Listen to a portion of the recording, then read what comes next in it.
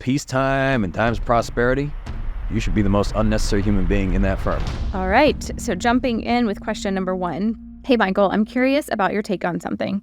I built my law firm from the ground up from solo to a team of over 30. We just had our most profitable year, but I'm feeling increasingly disconnected from the day-to-day operations, and it feels strange.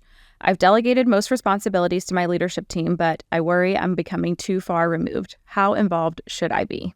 I mean, shoulds are always interesting questions. It really just comes down to how involved would you like to be? Yeah. Because if the firm has grown and you've delegated a lot of the accountabilities you previously had, and if things are running great, then you can be involved as you like. There's probably a reason why you delegated a lot of these accountabilities, and it was to enable the firm to be less dependent on you, which is not necessarily a bad thing.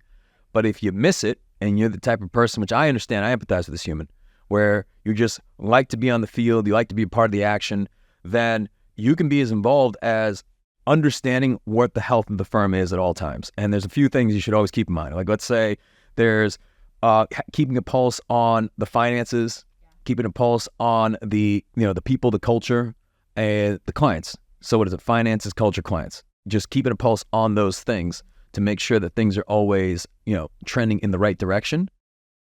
Because what do they say? It's like you don't really need, like a great captain in like steady waters. Right. It's only when you hit like rocky waters and there's like, turbulence, etc., that you become valuable.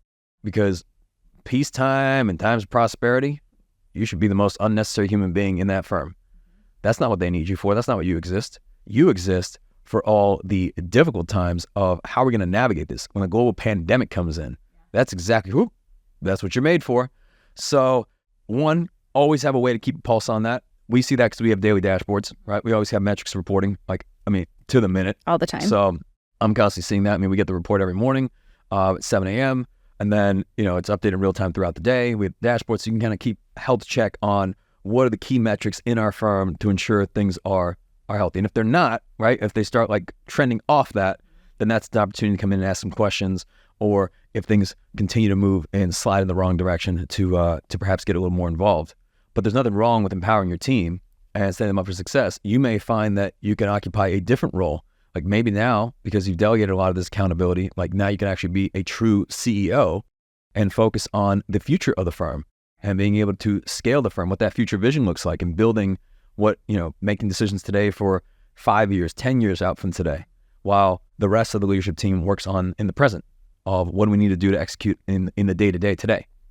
I think it's a great opportunity, but if you miss it and you need something to do, then focus on building the new and the future firm, while at the same time keeping a pulse on the present, and that's with the finances, the culture, and clients.